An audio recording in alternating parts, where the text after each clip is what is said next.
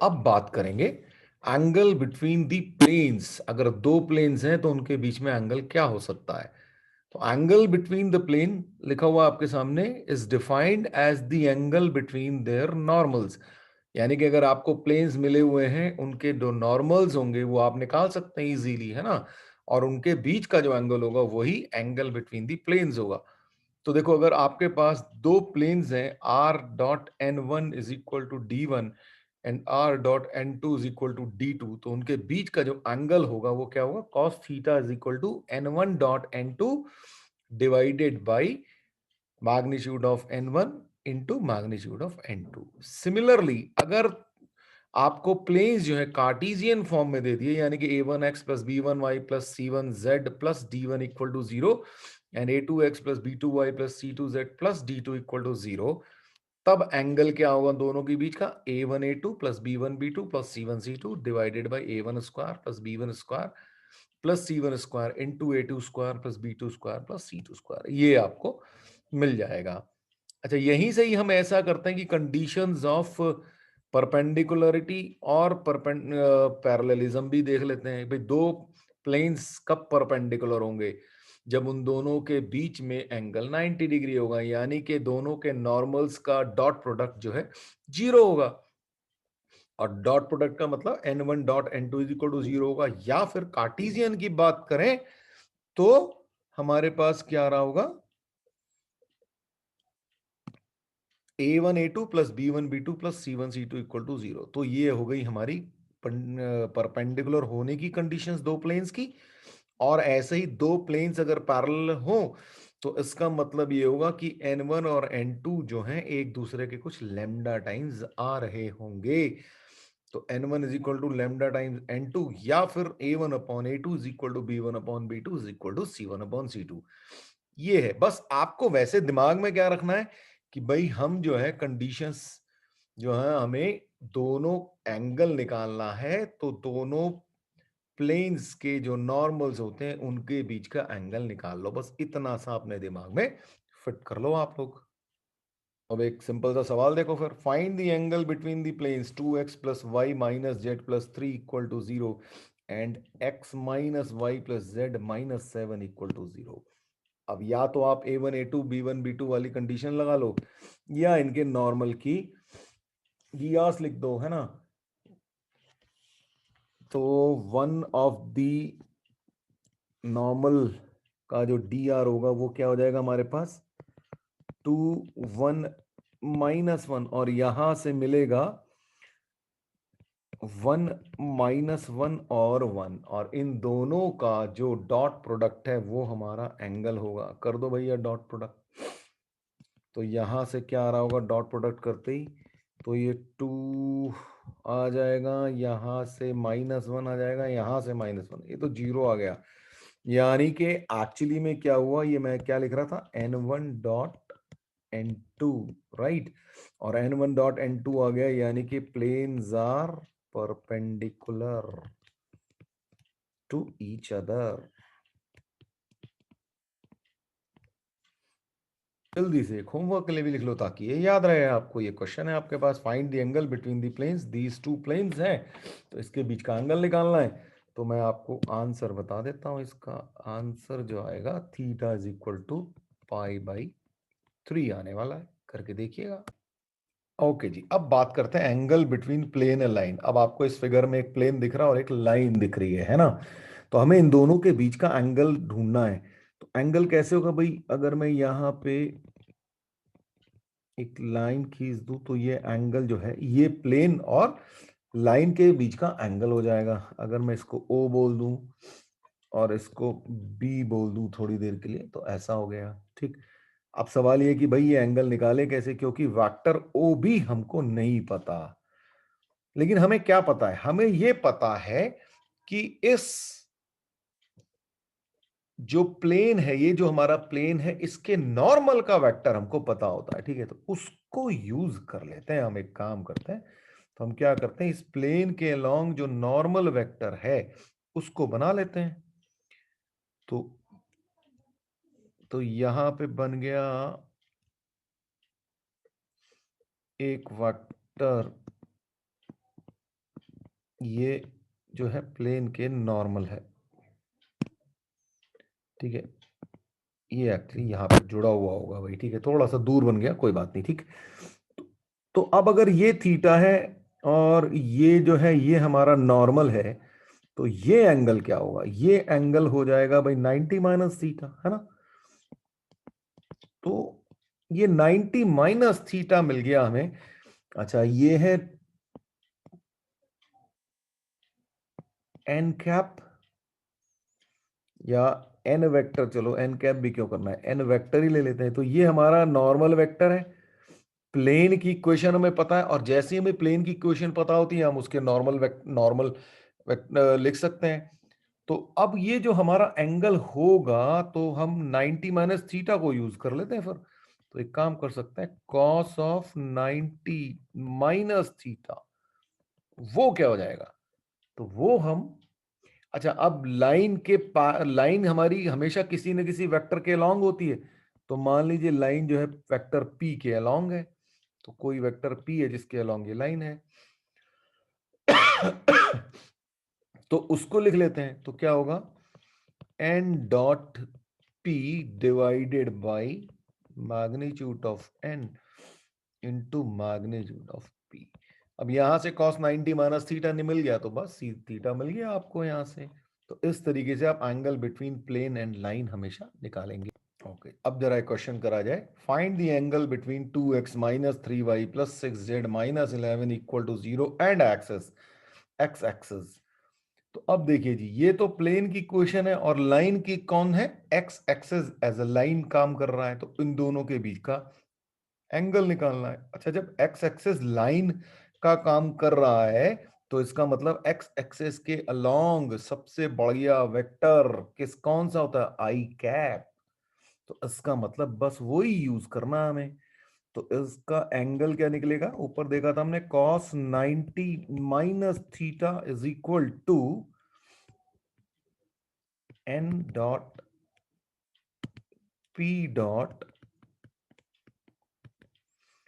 N dot P vector और magnitude of N and magnitude of P, ये हमारा formula था।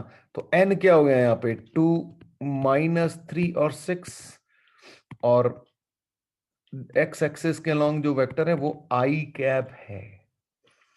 तो और डिवाइडेड बाय क्या होगा, root of 2 square plus -3 square plus 6 square का मॉड, और मॉड ऑफ आई कैप यानी कि 1। तो ये कितना आ गया, आई के साथ इसको मल्टीप्लाई करेंगे तो सिर्फ 2 आएगा हमारे पास, और नीचे आ गया, ये आ गया 7 × 1 यानी कि 2/7, और cos 90 माइनस थीटा होता है साइन थीटा, यानी कि थीटा आ गया हमारा साइन इनवर्स 2/7। ये आपका आंसर। अच्छा, मान लीजिए मैं कॉस में निकालना हो, तो भाई अगर मेरे पास साइन थीटा मुझे पता है, तो इसका मतलब कॉस थीटा तो मैं ट्राइंगल से निकाल सकता हूं ना। तो 49 माइनस 4, 45 का रूट ओवर 7 आ जाएगा। तो या फिर मैं ये कह सकता हूं, theta is equal to cos inverse root 45/7। तो मल्टीपल चॉइस मिल जाए तो हो सकता है ऐसा भी पूछ डाले आपसे। अब बात करेंगे distance of point from a plane, ठीक है। एक पॉइंट की किसी प्लेन से डिस्टेंस कैसे आप निकालेंगे, क्या होनी चाहिए। तो ये आपके सामने एक प्लेन है, पाई मैंने आपको बताया था, पाई से डिनोट कर देते हैं। तो प्लेन की इक्वेशन है ax plus by plus cz plus d equal to 0, और एक पॉइंट दिख रहा है हमें px1 y1 z1। तो इस पॉइंट की प्लेन से डिस्टेंस, तो डिस्टेंस क्या, नॉर्मल डिस्टेंस चाहिए। तो इस प्लेन का नॉर्मल बना देते हैं अब।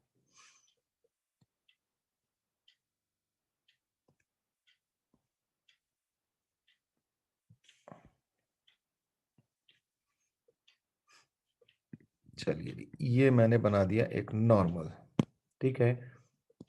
ये हमारा इसका एक नॉर्मल हो गया। अब इस प्लेन पे हम एक पॉइंट और मान लेते हैं कोई, उसको बोल देते हैं ए। लेट्स से ये पॉइंट है यहां पे, और इसके जो कोऑर्डिनेट्स हैं, इस ए के कोऑर्डिनेट्स हैं X not, Y not, Z naught. ठीक। और यहां से इस पी और ए को जोड़ के मेरे पास क्या बन जाएगा, एक वेक्टर बन जाएगा। तो इसको मैं जैसे ही जोड़ूंगा एक वेक्टर बन जाएगा, और इन दोनों के बीच में एंगल लेट्स से थीटा आ गया। ठीक। तो लेट्स से यहां पे जो एंगल है वो थीटा है। तो अब एक देखो, अब इसका जो डिस्टेंस होगी इस पॉइंट पी के इस प्लेन से, वो बेसिकली पी ए का प्रोजेक्शन आएगा ऑन नॉर्मल। ठीक है। तो ऐसा हम आराम से निकाल सकते, तो ये नॉर्मल का यहां पे प्रोजेक्शन निकाल दें पी ए का, तो पी ए का जो प्रोजेक्शन होगा, तो हमारी जो डिस्टेंस होगी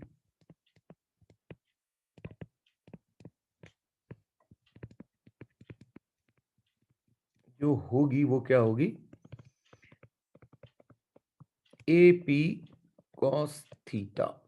ठीक है ना, ए पी कॉस थीटा निकाल लेंगे। तो ए पी कॉस थीटा, अब कॉस थीटा क्या है, कॉस थीटा जो होगा angle between A P and N है। तो ये तो हमारा एन है ना। तो इसका मतलब ये हो गया ए पी और डॉट ऑफ कॉस थीटा क्या आएगा, A P dot N divided by magnitude of A P into magnitude of N. A P से ए पी कैंसिल हो गया, एन का मैग्नीट्यूड, तो यानी कि ये हमारे पास आ गया ए पी डॉट एन।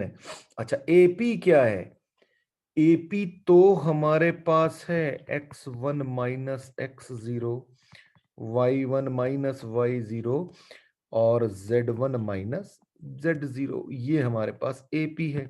इसका जो डॉट प्रोडक्ट है n, n इसका जो नॉर्मल है भाई, ये तो देखो ए बी सी है ना। ठीक है। तो ये ए बी सी और इसका जो है हमारे पास मॉड है, और n का जो हमारा मैग्नीट्यूड है वो क्या है, A square plus B square plus C square. ठीक है जी। तो अब ये हमारा बेसिकली आंसर आ रहा होगा। तो अब देखो, अब जरा मैं इसको जब मॉड लूंगा तो मेरे पास क्या आएगा, basically A x1 minus x0 plus B, जब डॉट प्रोडक्ट कर रहा हूं तो क्या आएगा, y minus y0, sorry y1 minus y0 plus C into z1 minus z0, इस सब का मॉड, और divided by this root of A square plus B square plus C square. इसको और सिंप्लीफाई करेंगे तो क्या आ जाएगा हमारे पास, A X one plus B Y one plus C Z one minus of A X not plus B Y not plus C Z not, और डिवाइडेड बाय ये है A square plus B square plus C square. अच्छा, अब आप देखो, ये जो X not Y not Z not है, ये प्लेन पे लाई करता है। ठीक है, ये जो है ये पॉइंट हमारे इस प्लेन पे लाई कर रहा है। अगर इस प्लेन पे लाई कर रहा है तो इसकी इक्वेशन को सेटिस्फाई कर रहा होगा, यानी कि A X not plus B Y not plus C Z not plus D equal to 0 होगा। तो अब यहां से देखो, ये A X not plus B Y not plus C Z not क्या है, माइनस डी है। तो यहां पे रख दो, तो आपके पास क्या आ जाएगा, A X one plus B Y one plus C Z one, और माइनस बाहर है, अंदर माइनस डी आया, तो ये प्लस डी ये आ गया, divided by root of A square plus B square plus C square. ये आपका आंसर आ गया। अच्छा अब देखो, अब आपको ध्यान आया 2D में भी किसी पॉइंट की लाइन से डिस्टेंस बिल्कुल ऐसे ही रखी मिलती थी, उस पॉइंट के कोऑर्डिनेट्स हम लाइन में रख देते थे और डिवाइडेड बाई उसके एक्स और वाई के कंपोनेंट का स्क्वायर से डिवाइड कर देते। तो यहां पे भी वही आया था। करना क्या है, बस अब आपको ये याद रखना है, क्या आपका जो भी पॉइंट गिवन है जिससे डिस्टेंस निकालनी है उसको सीधे सीधे आप इसकी प्लेन की क्वेश्चन में रख दो और उसका मॉड ले लो और divided by A square plus B square plus C square कर दो, सीधा आंसर आ जाएगा आपका। कैसे आया भूल जाओ, समझ में आ गया, बस बहुत है। याद रखना ये है, बिल्कुल 2D की तरह ही है, तो इसलिए आपको याद भी रहेगा।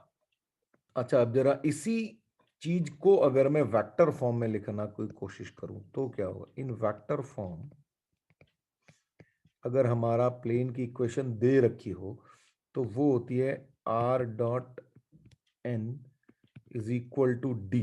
तो यहां पे क्या आ जाएगी फिर, इस केस में जो डिस्टेंस आ जाएगी वो क्या आ जाएगी, ए पॉइंट से डिस्टेंस है ना, इन वेक्टर फ्रॉम ये जो है distance from a point having position vector a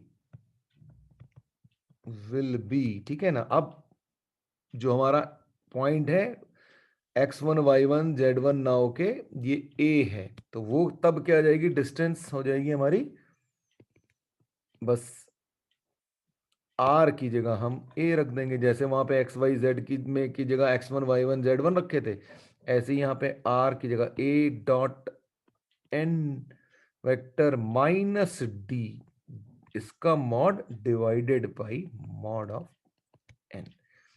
ये आपको याद रखना है। तो यहां पे क्या होगा, ये आपका प्लेन है ना, और ये पॉइंट है जिसका की पोजीशन वेक्टर ए है। तो अब अगर ये क्वेश्चन दिया गया आपको, find the distance of the point 2i cap plus j cap minus k cap from the plane r dot i minus 2j cap plus 4k cap equal to 9, तो आपकी डिस्टेंस निकालनी है। तो बस जैसे अभी मैंने आपको बताया था कि इसकी जो डिस्टेंस होती है वो होती है mod of A dot N dot minus D divided by mod of N. और यहां पे क्या है, ये ए वेक्टर का पोजीशन, ए का पोजीशन पॉइंट का पोजीशन वेक्टर है, ये एन है और ये डी है। लगा दो भाई, सीधा सीधा सा काम। तो ए डॉट एन, तो ए क्या हो गया 2 1 माइनस 1, और एन क्या हो गया हमारा 1 माइनस 2 4। तो किया जाए mod of 2 1 minus 1 dot 1 minus 2 4 minus D हो गया 9, इसका मॉड डिवाइडेड बाई एन का मैग्नीट्यूड यानी कि 1 square plus minus 2 square plus 4 square. तो क्या आ गया हमारे पास 2 into 1 2 plus 1 into minus 2 plus minus 1 into 4 minus 9 का मॉड, और ये हो गया 4 16 20, ये हो गया रूट 21। तो यहां पे क्या आ गया, ये दोनों तो कैंसिल हुए, माइनस 13 हो गया, माइनस 13 का मॉड ओवर रूट 21 यानी कि 13 over root 21, this is the distance. अब क्वेश्चन ये है कि a variable plane which remains at a constant distance 3p from the origin, cut the coordinate axis at ABC. Show that the locus of the centroid of triangle ABC is x to the power minus 2 plus y to the power minus 2 plus z to the power minus 2 is equal to p to the power minus 2, या फिर हम इसको ये भी बोल सकते हैं कि भाई 1/x² plus 1/y² plus 1/z² is equal to 1/p²। ये है हमारे पास सिचुएशन। तो अब सोचा जाए कि भाई सबसे पहले तो अच्छा, ये तो हमने पहले भी किया था लास्ट लेक्चर में कि अगर कोई हमारे पास प्लेन है जो कि कोऑर्डिनेट एक्सिस को ए बी सी पे कट कर रहा होता है ना, तो पहले तो हम प्लेन की इक्वेशन लिखते हैं। Equation of plane in intercept form, ठीक है। इन इंटरसेप्ट फॉर्म क्या थी? X upon A plus Y upon B plus Z upon C is equal to 1। और ए बी सी क्या थे? वेरिएबल पॉइंट्स थे, है ना। और ये एक्स वाई जेड एक्सिस को ये कहां पे मिल रहे थे? तो यहाँ पे जो ए पॉइंट है, ये हमने फिगर भी 2-3 बार बनाई थी, है ना। तो वहां पे ए पॉइंट क्या था? ए एक्स एक्सेस पे था, जिसके कोऑर्डिनेट थे ए 0 0, बी हमारा वाई पे था तो उसके कोऑर्डिनेट थे 0 बी कॉमा 0, और सी हमारा जेड एक्सेस पे था तो 0 0 सी। ये हमारे इनके कोऑर्डिनेट्स थे।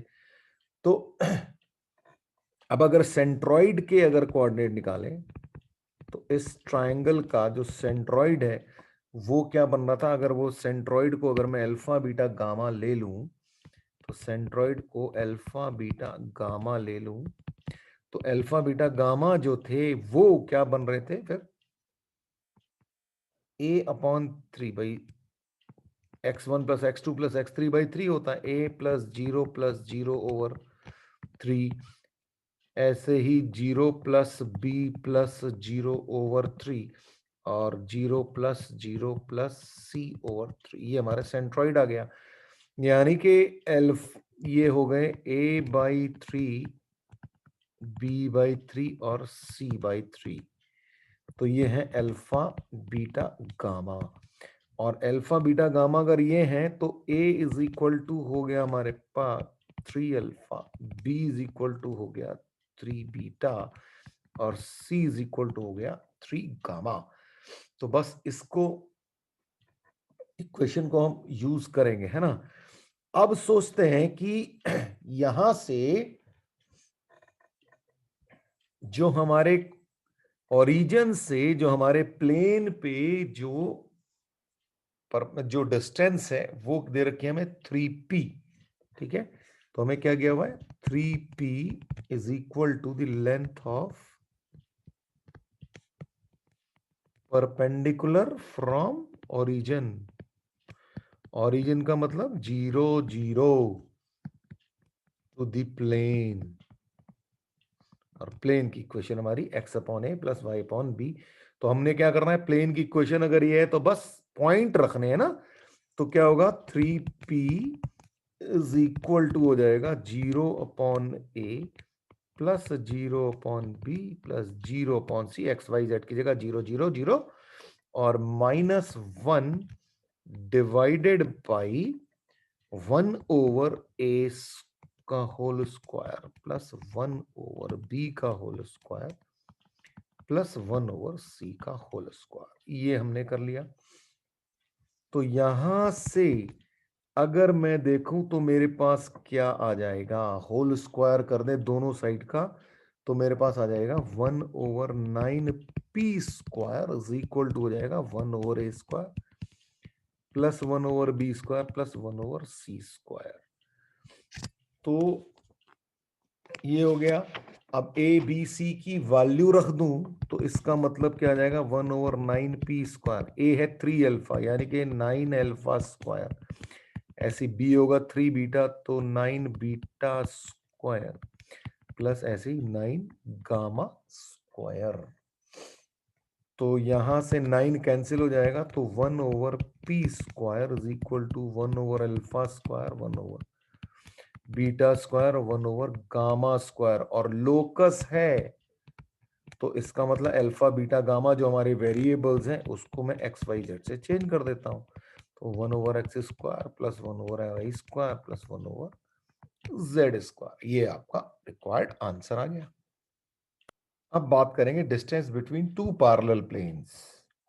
अच्छा, आपको याद होगा 2D में हमने की थी distance between two parallel lines, तो वहां पे क्या होता था, C1 माइनस C2 का mod divided by A square plus B square का रूट। ठीक, तो बिल्कुल एग्जैक्टली ऐसा ही होगा। मान लीजिए हमारे दो प्लेन्स हैं जिनकी की जो इक्वेशंस हैं वो है A X plus B Y plus C Z plus D one equal to 0, और क्योंकि प्लेन पैरेलल है तो दूसरा प्लेन की इक्वेशन क्या होगी, बाकी सब तो सेम ही रहेगा, plus C Z plus D two equal to 0। तो दूसरा प्लेन ये हो गया। इन दोनों के बीच की जो डिस्टेंस होगी वो भैया mod of d1 minus d2 divided by mod of A square plus B square plus C square, ये हो जाएगी आपकी divided by mod of A square plus B square plus C square. तो अगर आपको 2D की इक्वेशन याद है तो आप तुरंत 3D की इक्वेशन लिख पाओगे। मान लीजिए अभी क्वेश्चन दिया आपको, find the distance between the parallel planes x plus Y minus Z plus 4 equal to 0 and x plus Y minus Z plus 5 equal to 0। अच्छा, बड़े सिंपल है, मैंने यहाँ पे बोल तो दिया है भाई पैरेलल है, नहीं भी बोलता तो भी आपको ये एक्स वाई जेड ये देख के आपको समझ में आ जाना चाहिए कि अच्छा ये दोनों तो प्लेन पैरेलल है। और अगर ये दोनों प्लेन पैरेलल हैं तो इसका जो डिस्टेंस होगा वो इनका d1 और ये d2, इन दोनों का difference divided by X Y Z के कोफिशिएंट का स्क्वायर का root, 1 square plus 1 square plus minus 1 का होल स्क्वायर, ये आपका आंसर आने वाला है। यानी कि माइनस, ओ सॉरी माइनस तो नहीं आएगा यहाँ पे, तो -1 ओवर ये हो गया √3, यानी कि 1 ओवर √3। ये सिंपल सा आंसर आपका। अब क्वेश्चन ये है कि find equation of plane parallel to 2x plus 2x minus 6y plus 6 plus 3z ले लेते हैं इसको। चलिए जी, जरा सा थोड़ा सा चेंज कर देते हैं यहाँ पे।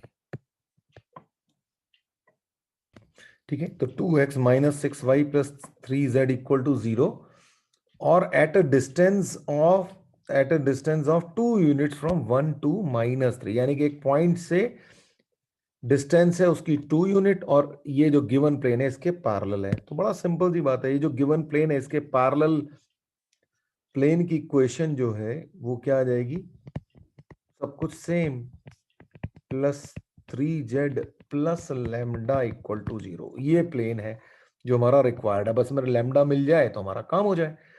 अब लैम्डा के लिए हमें ये दे रखा है कि भाई इस पॉइंट से इसकी जो डिस्टेंस है वो 2 यूनिट्स है।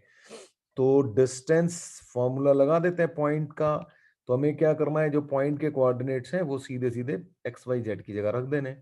तो 2 into 1 minus 6 into 2 plus 3 into -3 plus lambda divided by 2 square plus -6 square plus 3 square, और इसका जो वैल्यू है वो 2 है जी।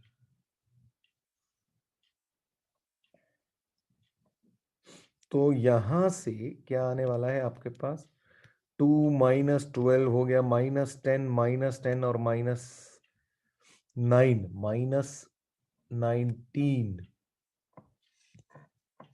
ठीक है जी, तो ये हो गया हमारा -19 प्लस लैम्डा डिवाइडेड बाई ये आ जाएगा 7 इज इक्वल टू 2, यानी कि ये हो गया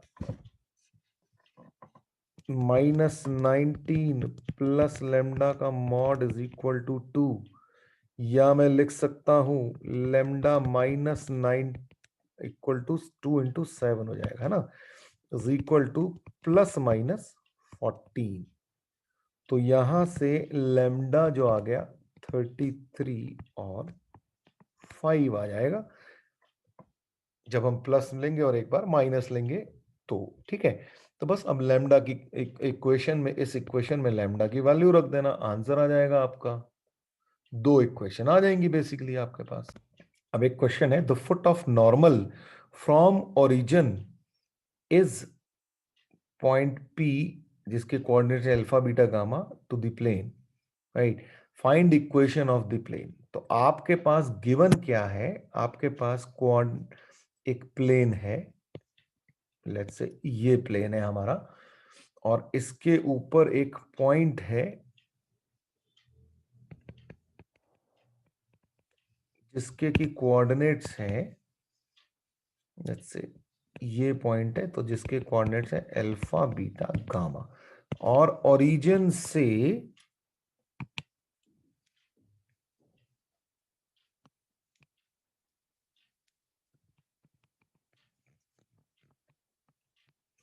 से इसके ऊपर एक परपेंडिकुलर डाला हुआ है,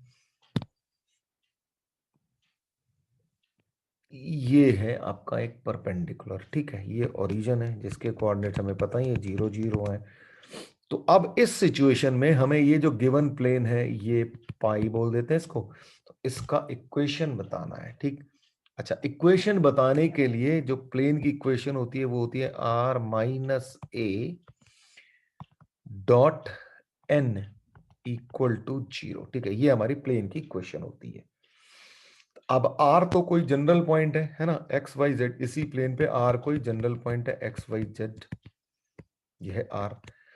अब हमें एक तो नॉर्मल चाहिए, तो भाई क्योंकि यहां पे परपेंडिकुलर डाल रखा है, तो इसका मतलब ये ही जो है ओपी जो है हमारा नॉर्मल हो जाएगा, ओपी भी तो हमारा नॉर्मल हो जाएगा, ठीक है ना, क्योंकि परपेंडिकुलर है।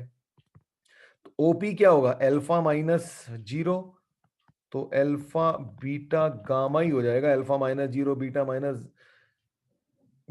0 और गामा माइनस 0 करोगे तो यानी कि ओपी वेक्टर मिल गया हमें, नॉर्मल जो है वो है अल्फा बीटा गामा।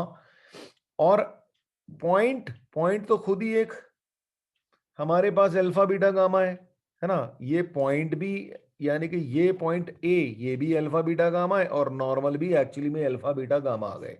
तो बस अब हमारी इक्वेशन लिख देते हैं हम। इक्वेशन क्या हो जाएगी, आर को हम लिखेंगे एक्स वाई जेड, आर हमारा कोई जनरल पॉइंट था, minus alpha beta gamma dot alpha beta gamma, and this should be equal to 0, यानी कि x minus alpha y minus beta z minus gamma का डॉट अल्फा बीटा गामा के साथ होना चाहिए 0, यानी कि alpha into X minus alpha plus beta into Y minus beta plus gamma into Z minus gamma equal to 0। ये हमारी required plane की इक्वेशन आ गई। अब बात करेंगे equation of angle bisectors between planes. अब देखो जरा थोड़ा सा याद करो, याद होगा भाई 2D में अगर दो लाइंस होती थी उनके बाइसेक्टर्स की इक्वेशंस हम कैसे निकालते थे। अगर आपके पास दो लाइंस होती थी a1x plus b1y plus c1 is equal to 0, और दूसरी होती थी a2x plus b2y plus c2 equal to 0, तो उनके जो बाइसेक्टर्स की जो इक्वेशन लिखते थे हम, तो वो क्या होती थी, वो होती थी a1x plus b1y plus c1 divided by a1 square plus b1 square is equal two plus minus a2x plus b2y plus c2 divided by a2 square plus b2 square, ये होती थी। अच्छा, प्लस माइनस क्यों आते थे, क्योंकि दो angle bisector होते थे, एक एक्यूट एंगल बाइसेक्टर होता था और एक ऑब्ट्यूज एंगल बाइसेक्टर होता था। बिल्कुल ऐसा ही हम यहां पे भी करते हैं। अच्छा, ये निकलता कैसे था भाई, निकलता ऐसे था कि भाई दो लाइंस थी आपके बीच में, थोड़ा सा ढंग से बना लेते हैं, चलो यहीं से, अगर इसका एक एंगल बाइसेक्टर जो है अगर मैं बनाऊं तो तो बेसिकली क्या होता था, ये अगर दो लाइन से L1 L2, तो इनका ये जो एंगल बाइसेक्टर है, ये हमारा एंगल बाइसेक्टर है, ठीक है। और ये जो एंगल बाइसेक्टर है, इसको निकालने के लिए हम क्या करते थे, यहां पे एक पॉइंट लेते थे, यहां से इसकी परपेंडिकुलर डिस्टेंस और इस दोनों की L1 और L2 की परपेंडिकुलर डिस्टेंस जो है P, ये दोनों, और यहां पे एक जो पॉइंट था वो H के था, ठीक है। इसके लोकस के हिसाब से हम ये P1 और P2 जो है इक्वल कर देते थे, ठीक है। तो इस बिल्कुल, और एक और जो एंगल बाइसेक्टर होता था, ये तो एक्यूट एंगल बाइसेक्टर हो गया, और मैं अगर इसका एक और एंगल बाइसेक्टर बना दूं तो वो बेसिकली कैसा बनता था, यहाँ पे ये जो पहले वाला रेड वाला एंगल बाइसेक्टर है, इसके परपेंडिकुलर आता था, ठीक है। ये आपका दूसरा ऑब्ट्यूज एंगल बाइसेक्टर। बिल्कुल एग्जैक्टली सेम चीज जो है आपके 3D में भी होती है, ये अब आपको ध्यान रखना है, ठीक है। तो 3D में अगर ऐसा हो रहा है तो आप देखो उसकी इक्वेशन क्या हो जाएगी, यहां पे एच के की जगह एक तीसरा पॉइंट आ जाएगा एच के एल, ठीक है। यहां पे एच के एल आ जाएगा, ये लाइन की जगह ये आपकी इक्वेशन हो जाएगी प्लेन की, ये हो जाएगा प्लेन 1 एंड प्लेन 2, ठीक है। कंडीशंस वही रहेंगी, तो बस आपकी इक्वेशन क्या बनेगी, मैं यहीं पे ही चेंज कर देता हूं भाई थोड़ा सा, है ना। चलो दोबारा लिख देता है। तो आपकी जो इक्वेशन बनेगी एंगल बाइसेक्टर्स की, वो क्या बनेगी, प्लेन की इक्वेशन लिख दी, a1x plus b1y plus c1z plus d1 divided by a1 square plus b1 square plus c1 square is equal two plus minus a2x plus b2y plus c2z plus d2 divided by a2 square plus b2 square plus c2 square. ये आपकी angle bisectors की equation बन जाएगी, जहां पे जो plane है वो प्लेन कौन कौन से, a1x plus b1y plus c1z plus d1 और a2x plus b2y plus c2z plus d2, ये आपकी बन गई, ठीक है जी। अब जरा देखा जाए कि एंगल बाइसेक्टर में थोड़ा सा एंगल का थोड़ा सा आइडिया और ले लेते हैं हम। तो अगर एंगल बाइसेक्टर में, अगर मैं इसको एक्यूट एंगल बाइसेक्टर बोल रहा हूं, तो लेट्स से ये एंगल थीटा बोल देते हैं, और ये जो है प्लेन 1 और एंगल एक्यूट एंगल बाइसेक्टर के बीच में एंगल ये, और इसको मैं बोल देता हूं थोड़ी देर के लिए फाई। तो बड़ी सीधी सी बात है, अगर theta zero, theta is less than phi, ठीक है। यहां पे दिख रहा है क्योंकि हमने एक्यूट एंगल बाइसेक्टर लिया हुआ है थीटा, और ये है हमारा फाई जो है ऑब्ट्यूज एंगल बाइसेक्टर है, तो सिंपल है। अब कैसे पता चलेगा, तो अगर एक्यूट एंगल बाइसेक्टर है तो थीटा जो है वो 0 से π/4 के बीच में होगा, और जो फाई होगा वो π/4 से π/2 के बीच में होगा, ठीक है भाई। अच्छा, जब हम एक्चुअली में क्वेश्चन कर रहे होंगे तब हमें अगर ये पता करना हो कि भाई एक्यूट एंगल बाइसेक्टर आया या ऑब्ट्यूज एंगल बाइसेक्टर आया, तो बाइसेक्टर की इक्वेशन लिख ली, अब उसको एक प्लेन के साथ उसका एंगल निकाल लेंगे, और एंगल निकालेंगे तो वो कॉस थीटा की टर्म में आएगा। अच्छा, कॉस थीटा अगर अगर थीटा 0 से π/4 के बीच में है, तो कॉस थीटा कहां से आएगा, कॉस थीटा आ जाएगा, विल बी बिटवीन 1 से लेके 1/√2 के बीच में। भाई यहां पे कॉस थीटा कर दो तो कॉस 0 इज 1 और कॉस π/4 इज 1/√2, और अगर कॉस थीटा जो आ गया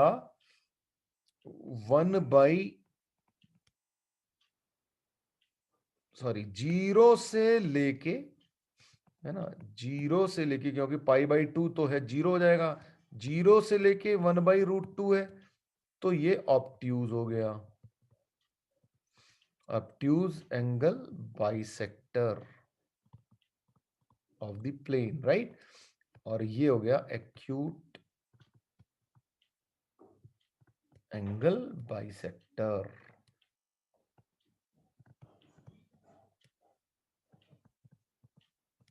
ये आपके पास सिचुएशन आ जाएगी भाई.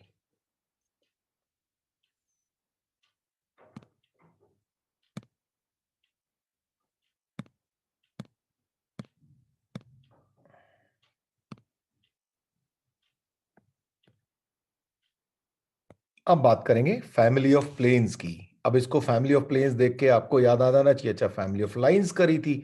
फैमिली ऑफ लाइंस में क्या होता था, किसी एक पॉइंट से इनफाइनाइट नंबर ऑफ लाइंस जो पास हो जाती थी, और उनकी जो इक्वेशन होती थी वो होती थी, अगर आपको याद हो तो L1 प्लस लेमडा L2, ठीक है ना, L1 प्लस लेमडा L2, ये हमारी फैमिली ऑफ लाइंस की इक्वेशन होती थी. अब यही चीज आप सोचो कि हम अगर प्लेन को देखें तो ये जो कॉमन लाइन है यहां से तो इनफाइनाइट पॉइंट्स प्लेन जो है, इनफाइनाइट प्लेन जो है पास कर सकते हैं ना. तो इसीलिए अब जैसे हमने यहां पे L1 plus lambda into L2 करी थी, तो फैमिली ऑफ प्लेन्स की जो इक्वेशन होगी वो क्या होगी, pi 1 plus lambda into pi 2 equal to 0. और पाई 1 पाई 2 क्या है, वो अपने प्लेन्स हैं. तो बस ये चीज आपको ध्यान रखनी है फैमिली ऑफ प्लेन्स के लिए.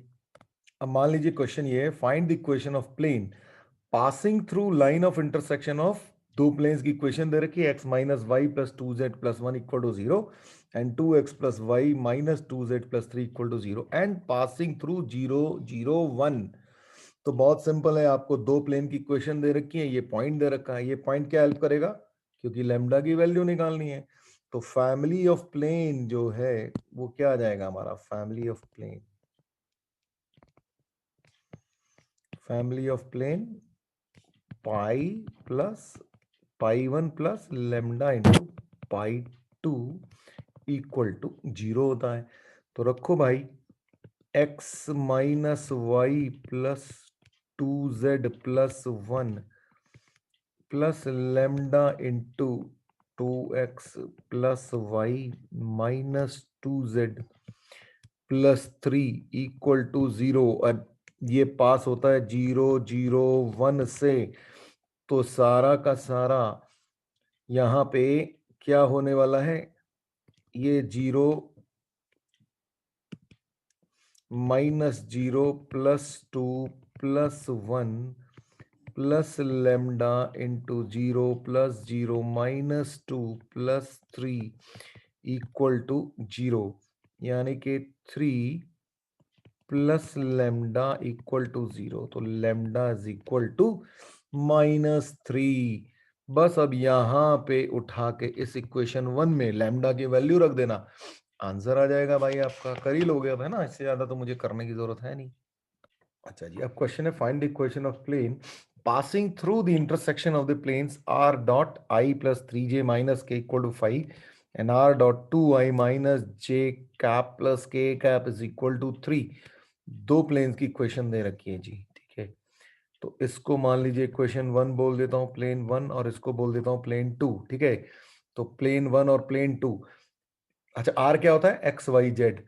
तो अगर मैं प्लेन 1 को लिखना चाहूं तो मेरा प्लेन 1 कैसे लिखा जाएगा, यहीं पे लिख देता हूं. प्लेन 1 क्या हो जाएगा हमारा, एक्स वाई जेड के साथ मल्टीप्लाई करोगे तो x plus 3y minus z equal to 5, और यहां से ये लिख सकते हैं हम 2x minus Y plus z equal to 3.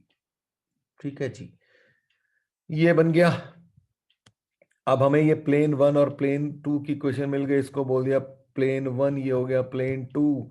तो फैमिली ऑफ प्लेन क्या हो जाएगा हमारा, पाई 1 यानी कि x plus 3y minus z minus 5 plus lambda 2x minus Y plus z minus 3 equal to 0. और ये इससे पास होता है, तो इसकी पास होने की कंडीशन यानी कि एक्स वाई जेड से में ये 2 1 -2 रख देते हैं, तो 2 + 3 इंटू वाई है 1 माइनस जेड है -2 -5, ठीक है जी, प्लस लैम्डा, तो x की जगह 2 माइनस वाई की जगह 1 और z की जगह -2, तो ये -2 और -3 इक्वल टू 0।